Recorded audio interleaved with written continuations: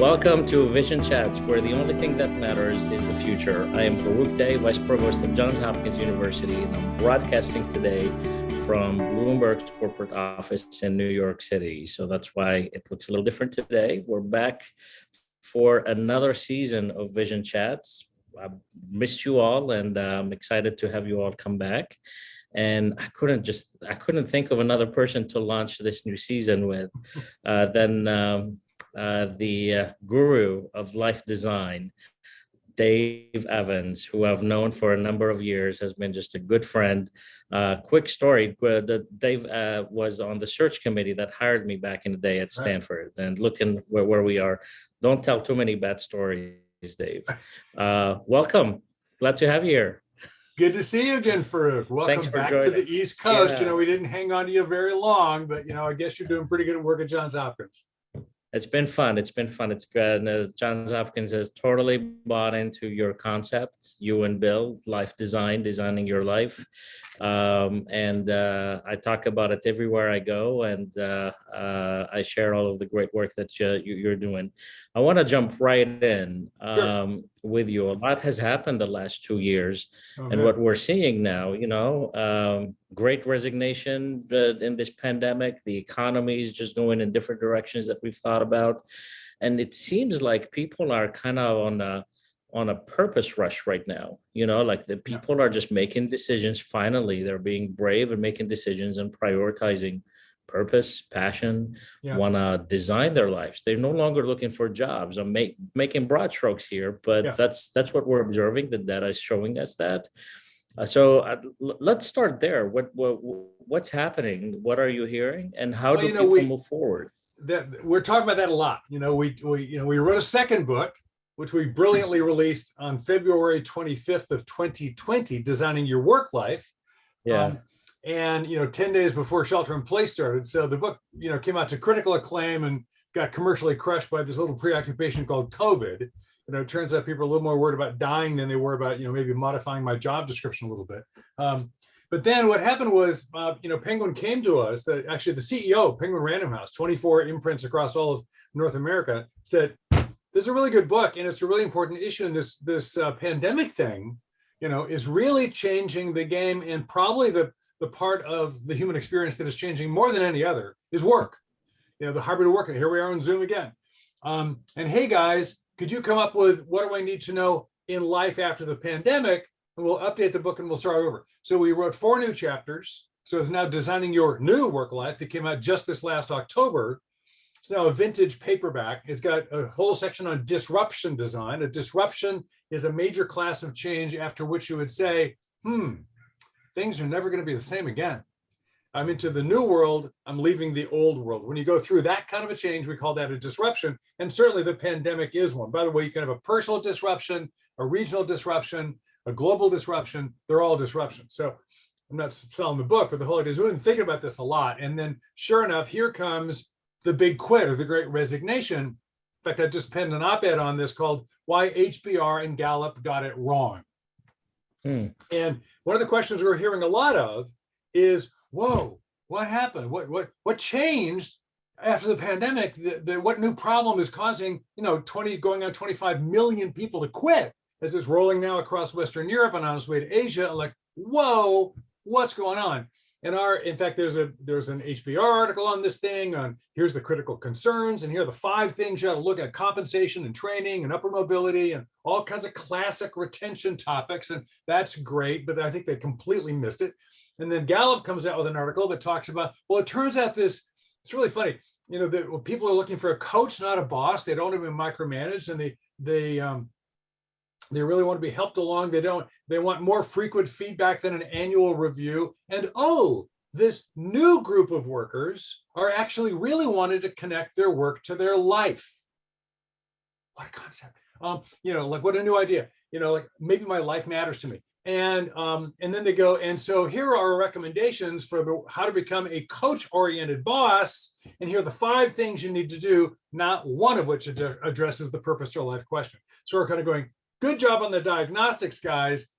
Classic mistake on the therapeutic. So our thesis is really simple. When you look at Gallup's engagement figures, which are, over 65% of American workers for 22 years, ever since they started measuring, have been disengaged at some level, about a third of those severely disengaged. The number's in the 80 percentile globally in the international workspace, i.e., people have been having a lousy time at work. Way too many people have had a lousy time at work for a very long time. So there is no new problem.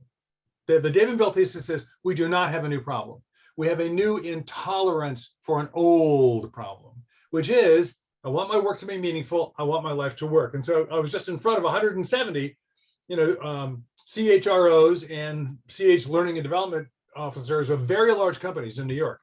BASF and Bertelsmann, big shops. And I'm going, do you have the problem? They go, oh yeah, we got the problem. I got to go, here's the message. It's not about the job. I don't want a great job. I want a great life with a really cool job in it. Yeah. It's time to have the life-wide, not just the job-wide conversation. So I'll end the sermon here. But the big quit is frankly this huge, decadal old existential frustration.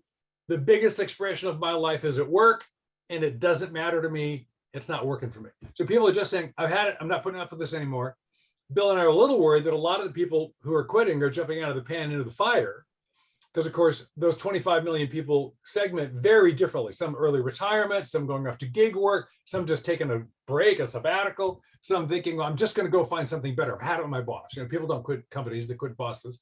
And so a lot of different quits going on there in different segments. And, the hospitality worker group is entirely different than the execs. We got execs in Silicon Valley, quitting to go talk to their kids. So it really is about, wait a minute, first of all, everybody either knew somebody who died or nearly did themselves. Mm-hmm. We've had a global existential crisis, and the Ukraine is just refreshing that huge. So, what am I doing here? What's the point? And just, put in your time, put in your 20 years, and, then you got a choice. No, not doing that. So I'll stop. That's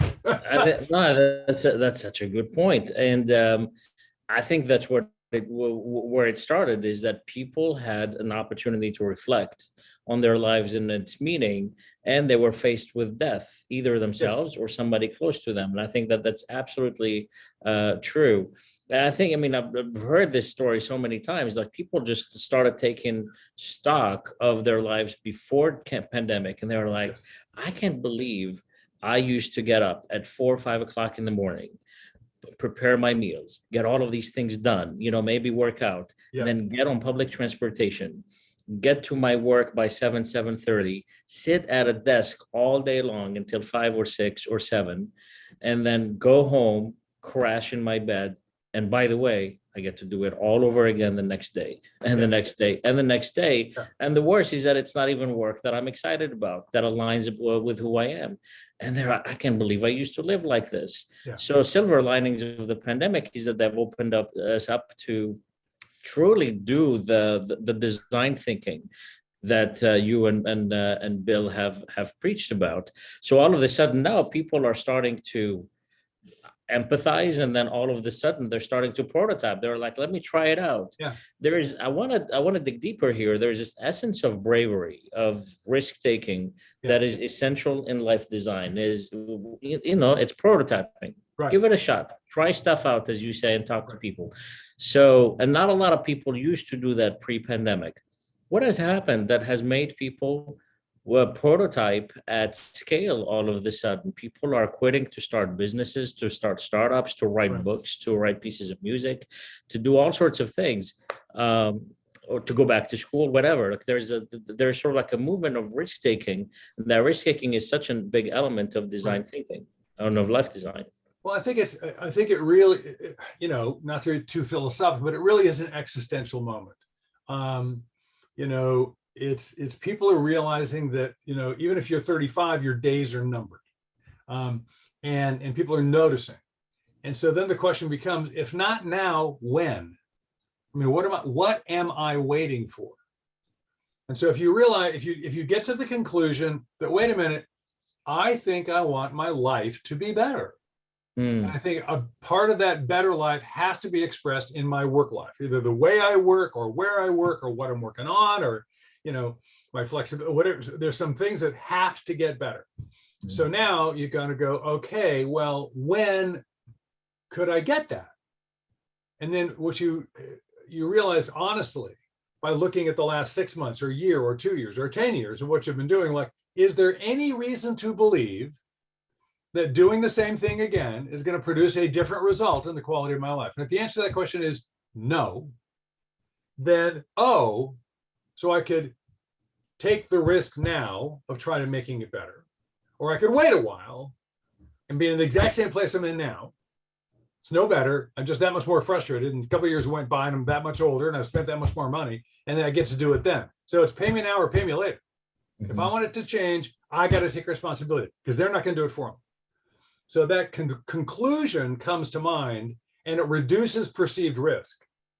Now, what's interesting is a lot of what people are doing technically isn't prototyping. Again, a prototype is a small, cheap, non-costly, in many cases, reversible experiment to go learn something about something I know that I don't know much about, and I can't learn from a book. I have to go try it. Quitting the job and jumping out the window and then deciding where to buy a parachute on the way down is not a prototype. You're pretty committed at that point. That's a big move.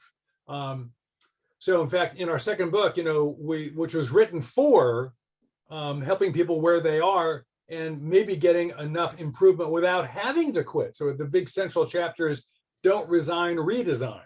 We've got 4 redesign strategies on how to make it better in place. Not saying you should stay, but do you really have to go? And so a couple of those strategies are a much smaller lift, a much smaller risk than suddenly being unemployed. Now, I'm not saying don't quit. The next chapter is on how to quit, because we know everybody's going to quit a bunch. If you're under 40 years old and in the sound of my voice, you're probably going to live to 100. You're going to work till you're 85. You're going to have 4 or 5 careers and 30 to 50 jobs before you die. So are you going to quit? Yeah, you're going to quit. But when and how, and what are you jumping into? So I'm totally supportive of people's courage, as you put it. But let's play it smart as well. And maybe you could take a couple of small jumps before you take the big jump. In fact, I think there's wisdom in using the platform that you have now and everything that has that you have done so far to invent that next move for you. Because once you quit, you lose much of that, all of that that energy and your ability to even negotiate not only with an employer but just with life in general, and you give yourself a little bit more runway. The person that deserves for you to either modify to get what you do want where you are, or to transition out of it smoothly, is you. Kind of like, oh, screw it, they screwed me, I'm screwing them. Oh, well, okay, that's just anger. Okay, count to 3.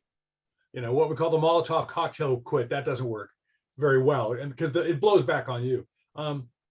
By quitting well, when time comes to quit, what you're doing is you're honoring your own work. You're taking the asset that you've created, called your contribution and your demonstration of professionalism, and you're allowing it to be a worthwhile asset that springs you forward rather than suddenly sinks below the waves in the wake of your disastrous exit. Right. So as tempting as it can be, to tell everybody what you really think of them in that last week before you run out to the parking lot, that's a disastrous move. Yeah.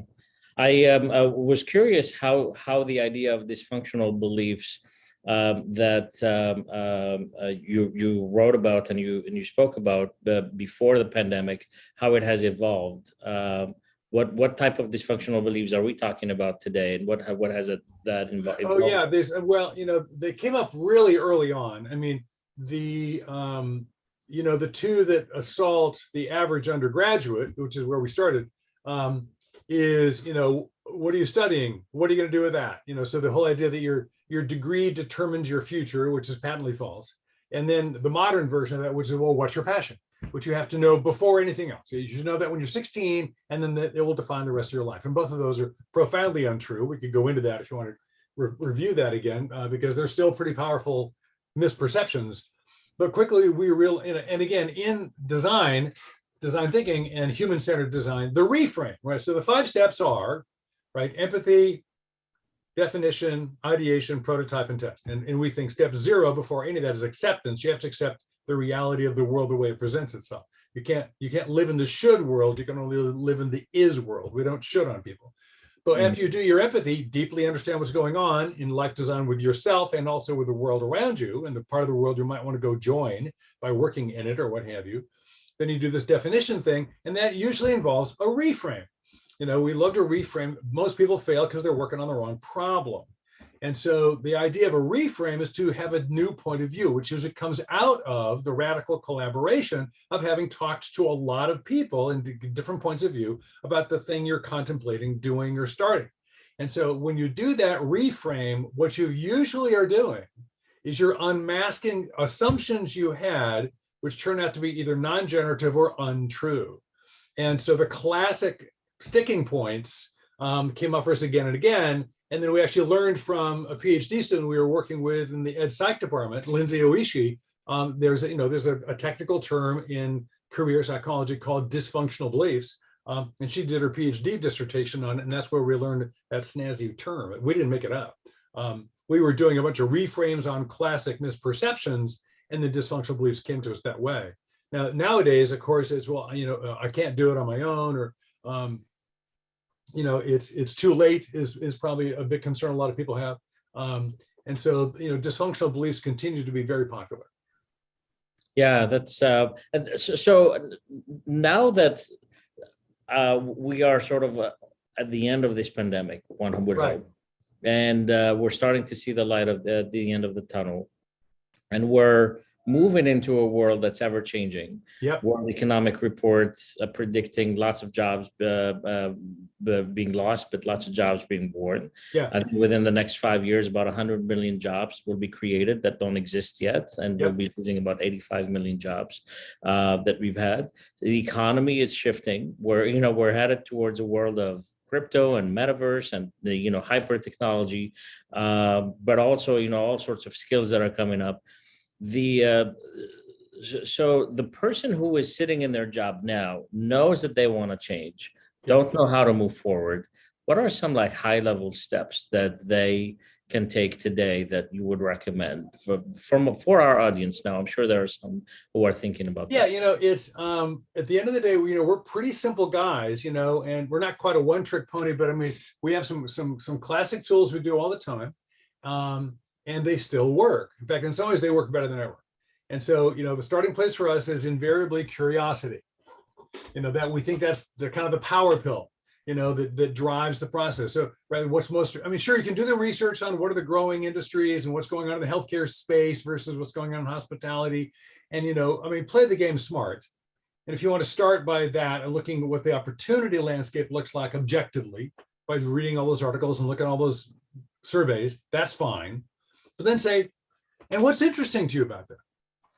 And then what do? You again, our 10 words, 4 short sentence version of the 269-page book is get curious, talk to people, try stuff, tell your story. And if that's a post-it note, and if you haven't got the $14 for the book, the post-it note's about 90% of the book. And so the get curious is I don't have a passion yet. I don't care. That's fine. Passion usually is the outcome. So, but what's even interesting? Start with how would my interest in climate change turn into a career? I don't know, but you got to go down that path. This is what wayfinding is about. You don't have the end in mind, but you have the inquiry. And the worst thing that happens is you have a really good time talking to really interesting people. That's the worst thing that happens. So what you do is you start down this pathway and you find interesting people working in that space. I enjoyed my DYL class at Johns Hopkins. Holy cow, Farouk, you're the vice provost of life design at Johns Hopkins. There is nobody else on planet Earth that has that title. How cool is that? Tell me what that means to you. How did that happen? What's that story? Is life design a thing? I just got off the phone earlier this morning talking with the team of Arthur Brooks over at Harvard doing all that happiness work. And they've got they told me in the last 10 years 120,000 academic papers on positive psychology have been published. That's probably too many.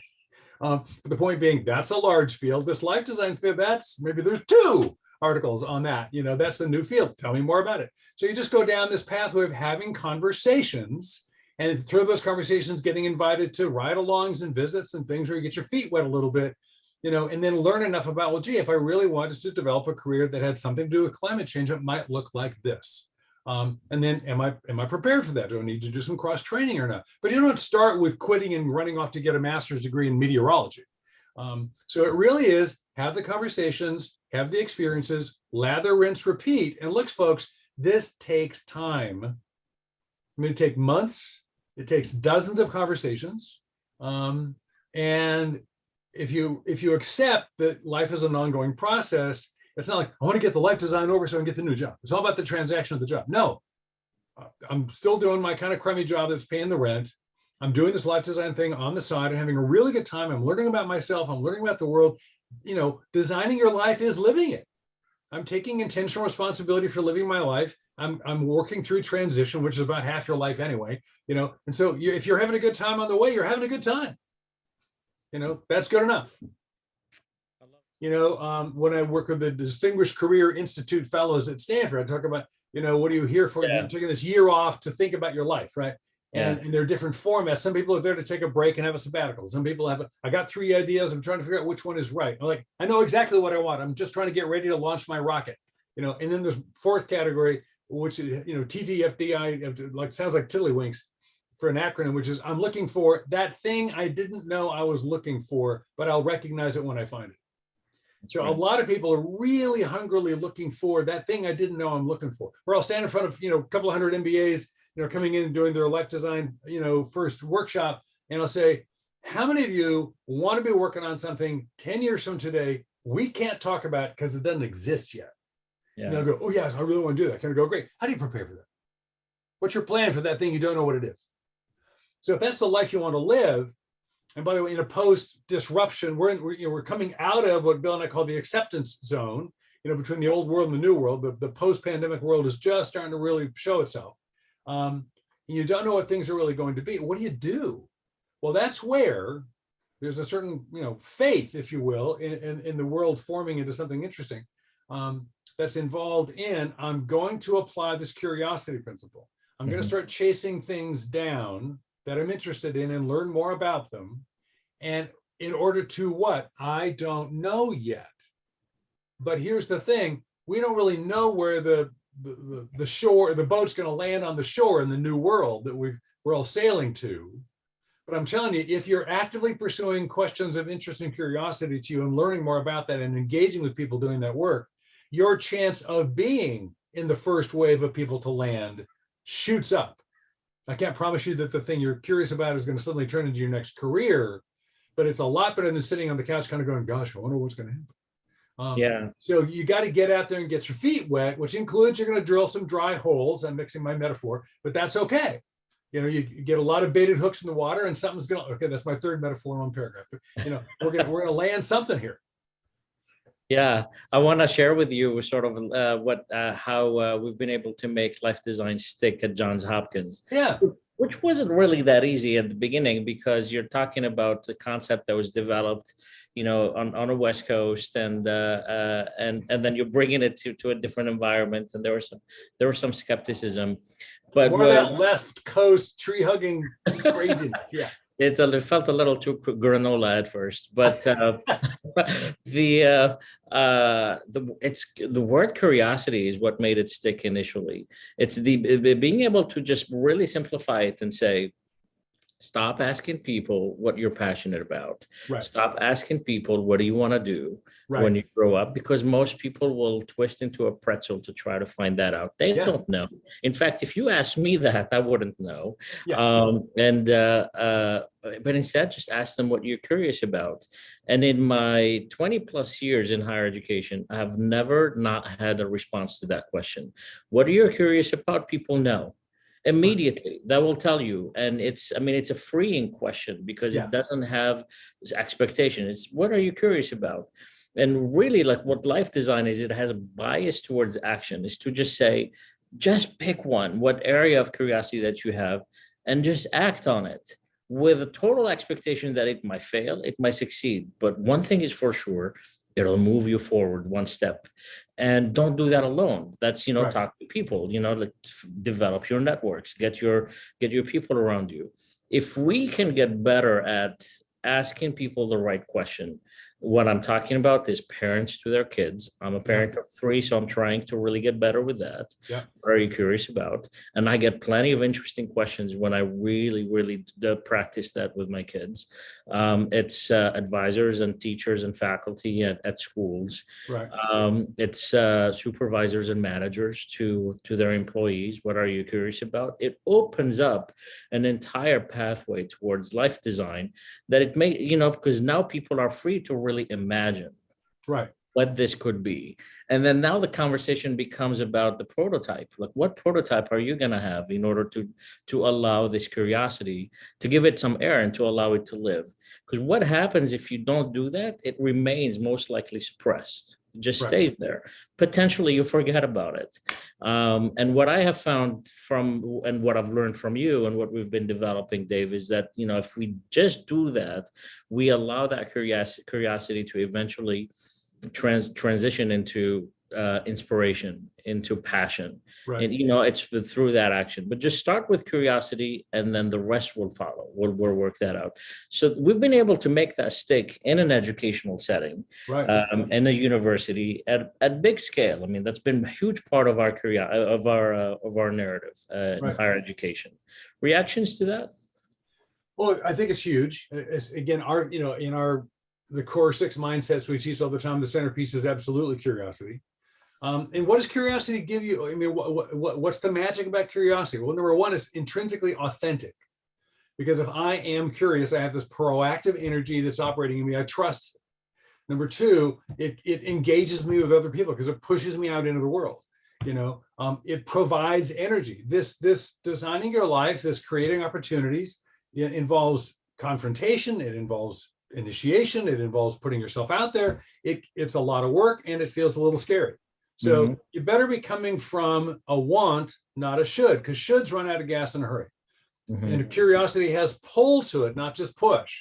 You're gonna be broke. How are you gonna pay off those loans? Oh God, okay, that's okay. If you can terrify them, that's a really good way to get people moving, but that's negative energy. So if I can find a positive energy source that pulls people forward, and it's huge. I will say, some of the hardest people to work with are the people who claim they just don't care and they're not interested. I've had students sit down with me, kind of go, can you help me? Kind of go, well, I'm willing. What's going on? Kind of goes, well, I'm bored to tears. I don't care. Well, I just don't give a shit. And nothing's interesting. Very interesting. Well, that's tough. Now, typically, I think that person's wounded for some reason, and this is actually a coping system. Something broke somewhere. So we kind of go back and find something. But usually, I'll often say, look, every pile has a top. Yeah. There is such a thing as the best ski mountain in Kansas. Now, it's nothing compared to Colorado or California or even Vermont. But I mean, if you want to go skiing in Kansas, that's the hill. All 6 vertical feet of lift. That's the one. So let's say you don't have a lot of interest. Fine. I don't know anybody with none, like nothing. There's nothing in the world you'd like to know more about. Exactly. I can promise you, I can bring you world-class expert on anything that you think's possibly worth having a conversation. Would you sit down with Carlo Rovelli and talk about the ragged edge of defining time in cosmological physics? Would that be interesting to you? If Carlo was going to sit down and have coffee with you, if I could get the coolest guy or the most amazing woman in the world on the thing that you might be interested in, would you come to that coffee? Well, okay, great. Now I got one. So that's what you're interested in. Let's go. I can't get to Carlo Rovelli. He's booked today, but we're going to get close. So the point is, this curiosity thing, it's very powerful when it works, and it's almost scary when it doesn't. How so? Like, let's unpack that a little bit. When it doesn't? Well, again, so what we're trying to do in life design, right? We're trying to give people a way to organize their aliveness to express itself in a structured lived experience called a life design. not just succeed or not just pay the bills or not just impress their parents. We're the tagline is, designing your life, how to build the well-lived, joyful life. Well, it's going to be well-lived and joyful, then I'm having this experience of positive reaction to my own life. And looking in the mirror, the person that comes back to me says, good job, Dave. So for that to happen, it's got to be an inside out experience. There's got to be something where it's about my own authentic motivation is validating what I'm doing. If I'm just pleasing other people all the time, it fundamentally doesn't work. So our tools, when all somebody's trying to do is win the game, or all they're trying to do is beat somebody else, or all they're trying to do is make mom happy, or all they're trying to do is impress their advisor, our tools start running out of gas because our tools are all connected to an internally authentic motivation. That is powerful. I want to, before I start talking about how colleges and schools can apply this better, this philosophy, I want to start with the world of work. And as we've seen the last 2 years, I think that there's a perfect opportunity for employees to apply these principles. And I'd love to hear your thoughts about how that's changing already and how it could change further and what advice you have, but also managers and leaders. Right. Frankly, I've seen especially executive leaders, like at the CEO level and president, who really struggle with adapting to the new changes that are upon them, because they were used to just different structures. And the way I describe it is, you got a CEO who's used to walking into their own headquarters and then just seeing people in seats and people do stuff and busy, and there's sort of like a buzz and a hive, and all of a sudden all of that is changing.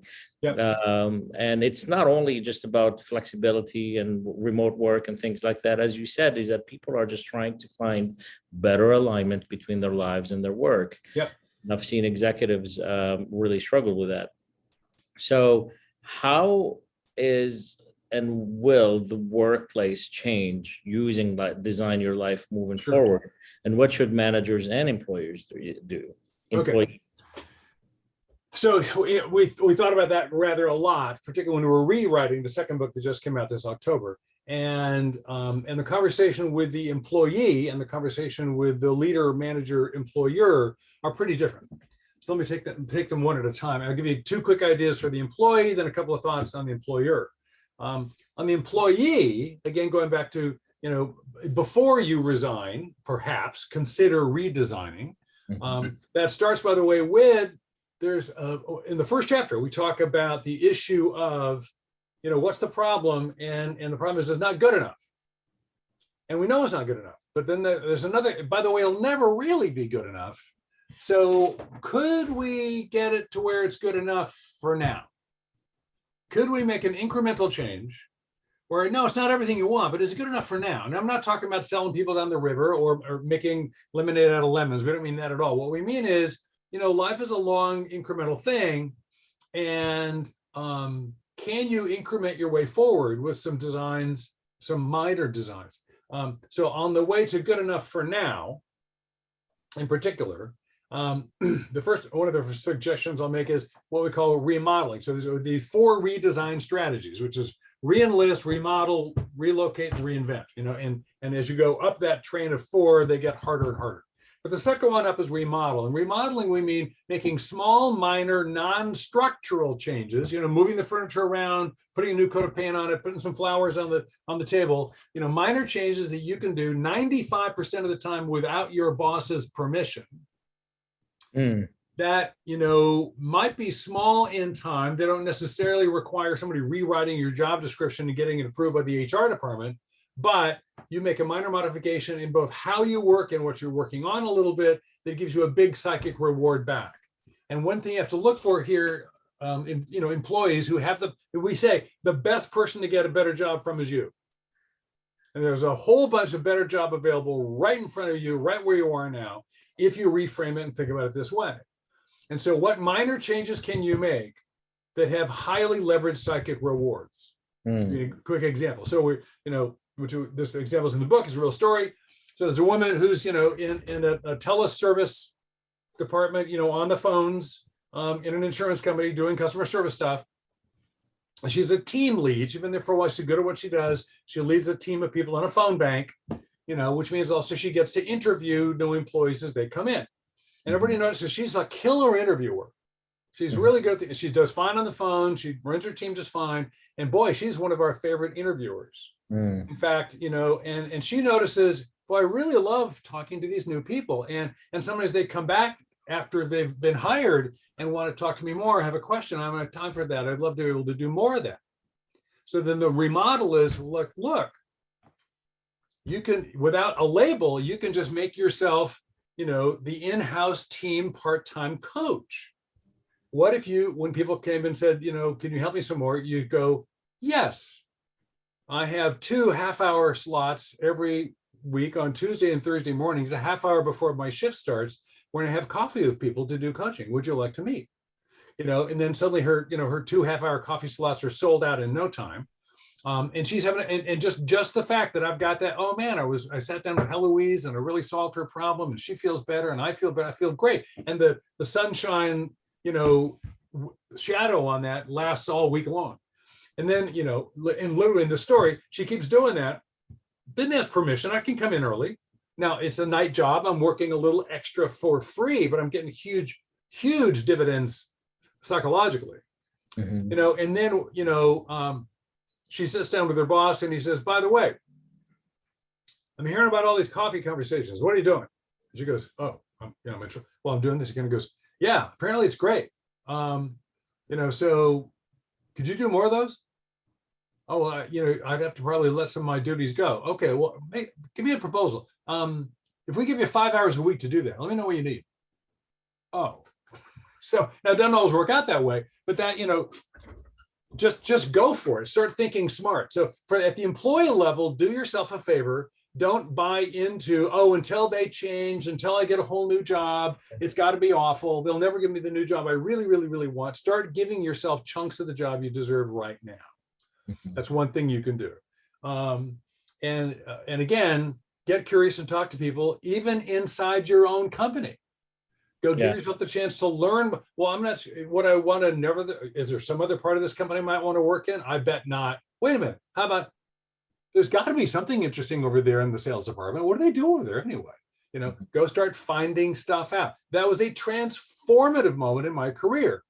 I was sitting down with the general manager. I was a product manager in a telecom company many years ago, working on this product line, and the GM of my division, which is a multi-$100-million operation, is talking to me at breakfast early in the morning about some stuff he wants done, and then just before he leaves, he says, by the way, young man, there's one thing I want to tell you. I kind of go, what's that, Jack? And he kind of goes, you can never have too good a friend in the sales department in this company, which had nothing whatsoever to do with the conversation we were just in. And I'm looking at him like, does it matter that I don't get that? And he goes, nope.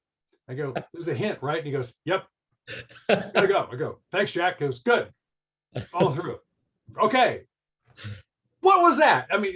So literally, there's a long story. Literally, I start routing through building 9. There's a large corporation, which is where all the sales guys hang out, as often as I can, maybe just to overhear something or pick some. I have no idea what's really going on over there. I'm a marketing guy, not a sales guy, and sure enough, I'm in my 30s, and I'm walking down the corridor, and I hear this voice going, hey, what are you doing?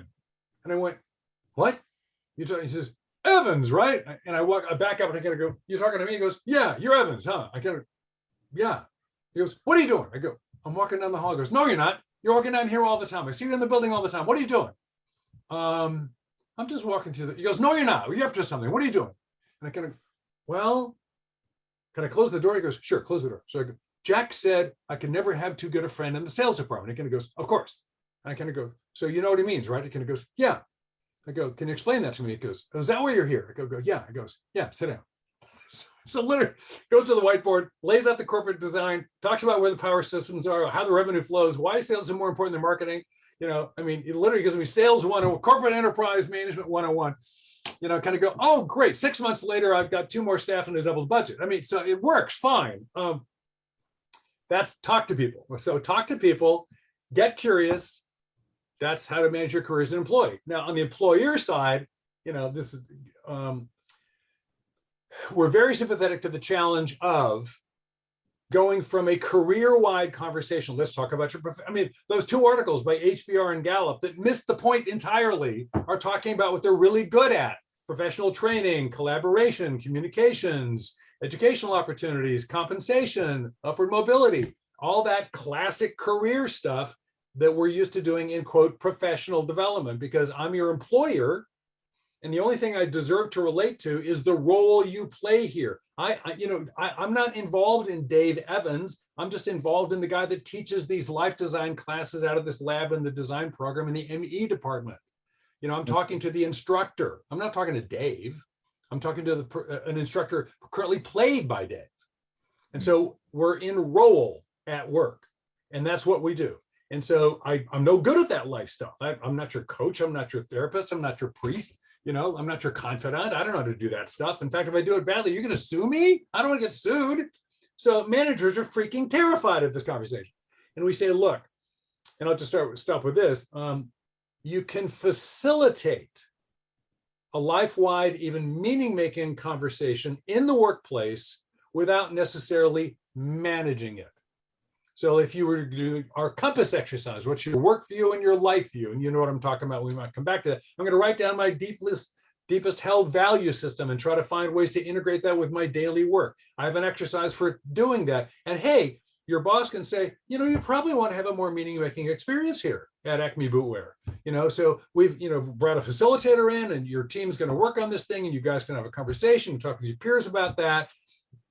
Identify things that come up for you that might be opportunities you want to further in or understand more about, and come back and talk to me about that. And you never turn that worksheet in. The boss never reads it. They don't listen to you having that conversation. I don't need to be inside your life or direct your life, but I can facilitate how we contribute to your life. So there's a really clear line between, look, we're a big professional organization. We've got lots of people and lots of money that, we notice when people can integrate what they believe and what is meaningful to them in their lives to what they do at work. They work more effectively. We win, you win. And we're the pros from Dover with a bunch of HR people. It's on us to come up with these tools. We'll make them available to you. We'll even facilitate you using them on your own behalf. And then you tell us what the implications deserve to be at work. And now I've manage the boundary line. I'm not trying to look inside your soul, or tell you what life to live, but I'm helping you figure out what life you want to live. And now you're more competent to collaborate with me to become an effective worker. Yeah, I also think that there's an opportunity for employers to give more room and more space for their employees to prototype their areas of curiosity. Totally. And, whether it's giving them the time to try stuff out. And sometimes it can be things that relate directly to the job. Other times they might not. But in the long term, they might be a benefit to the totally. organization. So let me give a shout out to AIG Insurance. Okay, one of the big bad poster boys of the 2008 economic crash. Right, they got a bunch of money, from the restoration program, and why? How come the taxpayers had to go save one huge freaking for-profit insurance company? Well, we did. Too big to fail. So Bill and I worked pretty closely with the all new and improved HR professional development organization, AIG. And they have a 2-year-long early career development program, which they completely reframed. And the whole idea was to go from, this is not the company that's going to take care of you for the rest of your life. This is the company that will empower you to take care of yourself here. So the whole idea was, no, you're the master of your fate here. Not, we're going to drop in the desert with a pint of water and a blindfold and good luck. I mean, it's not, it's not that kind of thing. But what it is look, the world is moving too fast. You got to be your own autonomous leader. And so we were part of empowering people to do that, including bosses had to be sympathetic to these people are going to be doing prototype. I said, look, we're going to do Odyssey plans. We're going to teach them to prototype. You got to let them. And so the smart employer recognizes that, wait a minute, these relationships are ad hoc, their project follows project. You're probably going to quit some point. It's in our favor to tell the truth about what might be better for you. Yeah, go over and take a look at what those sales guys are doing. See, let me call Harry for you. So the proactive boss who's going to help you remodel your job in place. Like, yeah, let me help you do that. Because frankly, you're going to get more value, and you're probably doing something I wouldn't have had time to do anyway and think is worthwhile. Usually adding more value to the company, even if it's in a little different way than you're currently being paid to, they don't mind. Companies typically don't mind more value add. So it's not that hard a thing to do, but it's a change of mind. And so I've become the facilitative, coach-minded, boss rather than the micromanager. What the hybrid work model did, and the COO of the University of California, 350,000 employees, third largest employer in the fifth largest economy on the planet, tells me is what we didn't realize happened during the pandemic was a jump shift, a quantum shift in trust between the employer and the employee. I can't micromanage on Zoom. The classic supervisory model of micromanagement, watching your behavior, rather than the trust-based accountability model of watching your deliverable outcomes. Those are totally different metrics, right? Like, where's your butt? Where's your outcome? Totally different things. So people had to trust more. And guess what? That's an empowerment move. And empowerment's a one-way street. People go back. No, there's no going back. If you trusted me more on Zoom than you do in the office, sorry, not going back. That's where some of this backbone is coming from.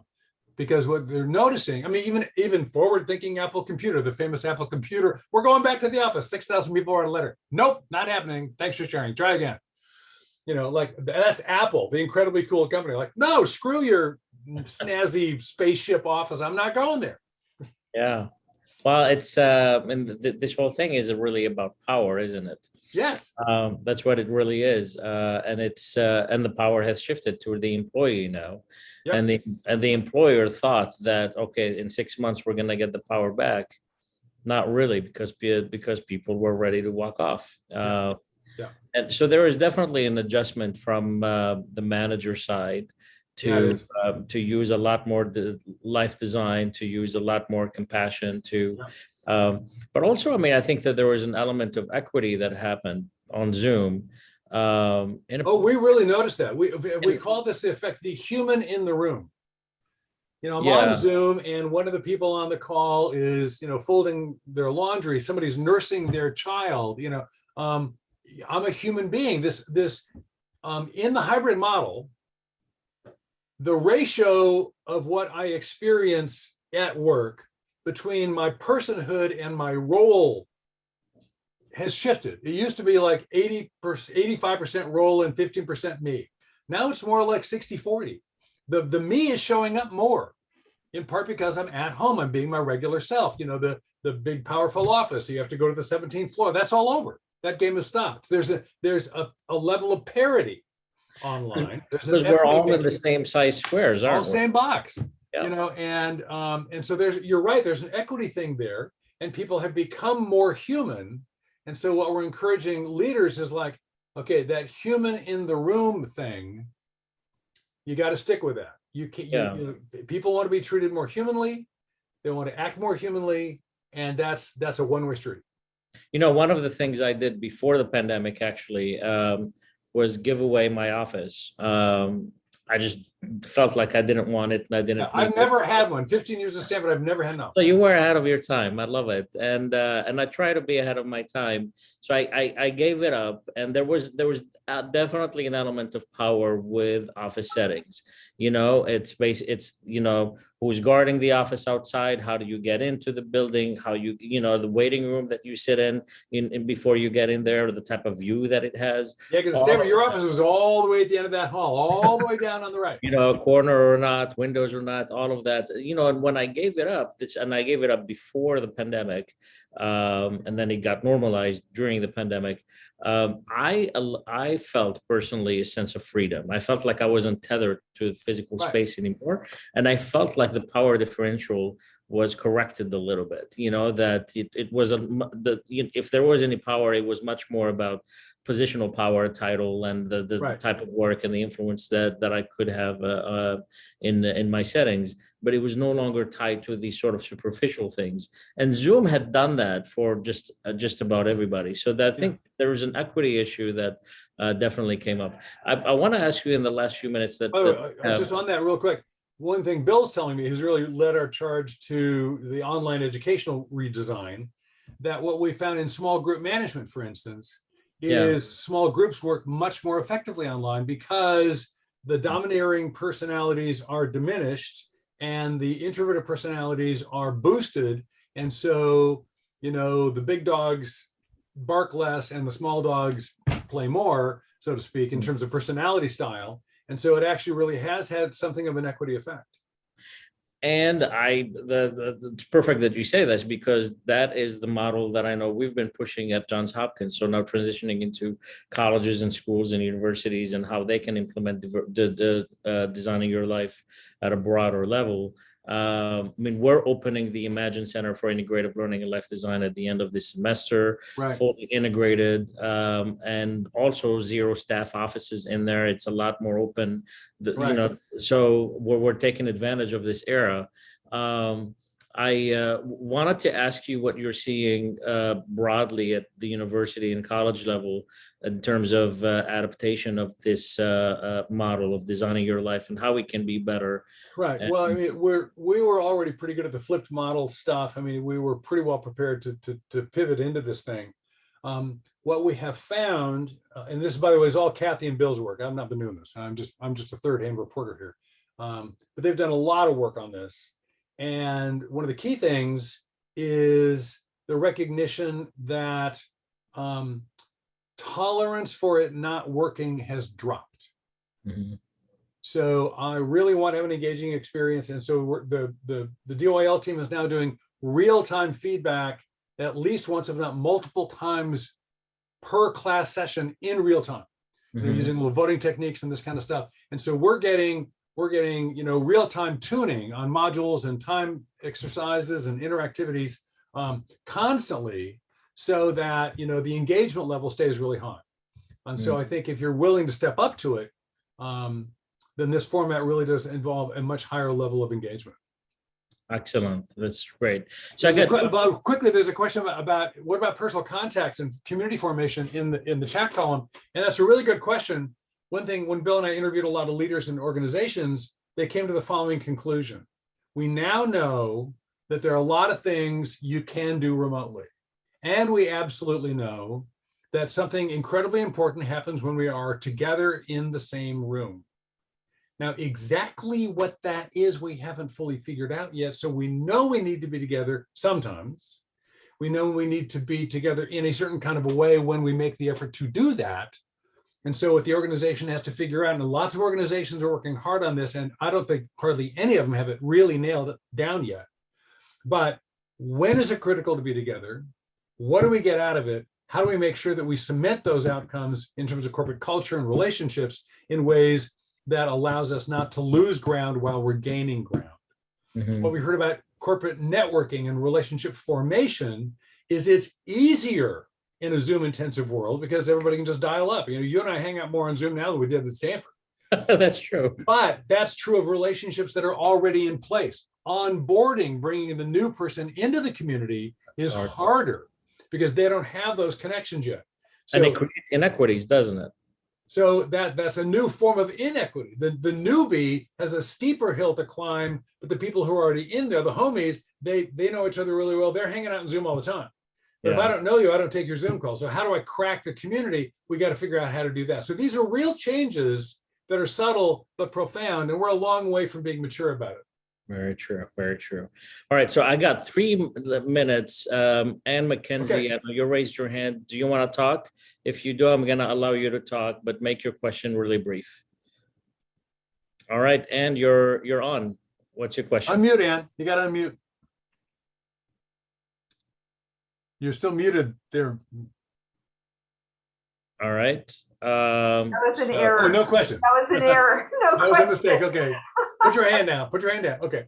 Well, it's all right if it's an error. Say hi to Dave. It's all good. You got the last crack there. Thank you. Good to be with you. Thank you. Linda, do you want to talk? I'm going to allow you to come in. Linda, you're on.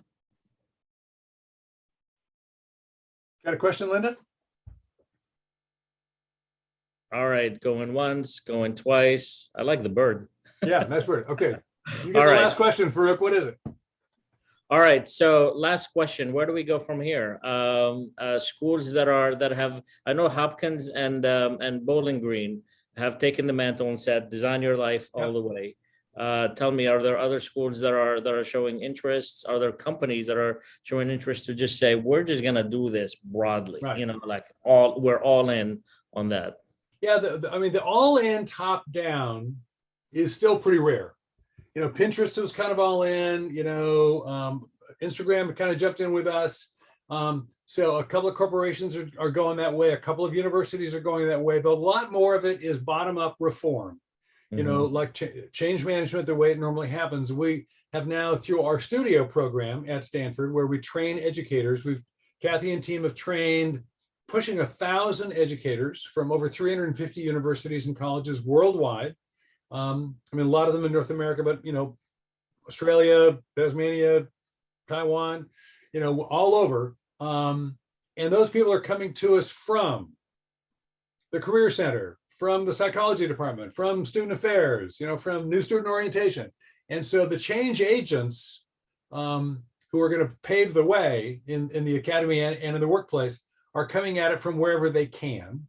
And so they got to play the card that makes the most sense for them. So if you're not, if you don't have the luxury that you do, where the executive office at the highest level of Johns Hopkins, this is important, let's do it. Here's a bunch of $1 million, go build your own building. Okay, that's pretty rare. So if that's not you, by the way, if you got that, it's great. Now play your cards smart, don't get out in front of yourself, but you build your change accordingly. If you're doing bottom up, you got to be really savvy about where the high impact points are and where you have opportunity. That's what Bill and I did. This is the 15th year of the Life Design Lab at Stanford, and we were virtually invisible for the first 3 or 4. And we didn't, and our traction really didn't kick in until about year 7. Now it looks like we're doing this great big thing. Well, that did not happen overnight. We do not have top-down authorization at Stanford. Mark Tessier-Levine, the number one thing in his mind, the president of Stanford, is not life design. We are not his number one concern. We're still getting away with it. We're still making an impact, but it's bottom-up stuff.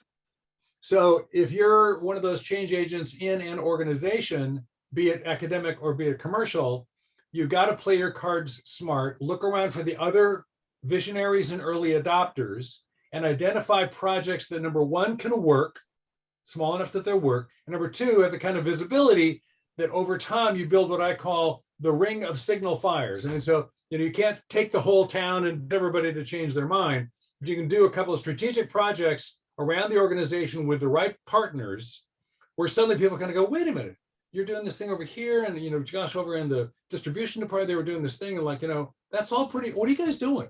So you if you play your cards smart, you can get to a critical mass of change agency a little faster. Very good. We'll end it there. This was just a fascinating conversation. As always, I'm never bored with you, Dave, and you always have great stuff to share and wonderful insights. On behalf of higher education, thank you for just the inspiration and the influence that you and Bill and your teams have had on so many universities and schools. The Design Your Life movement continues to be strong. I'm all in, I believe, entirely in it. So grateful for that. Thank you, Dave. We love that you fell in the well when you were with us. So you're doing great work. That sounds really good. I want to thank everybody, Thanks, everybody. For showing up. And as I always say, the only vision that matters is the one that you create. Thank you all, and see you next time.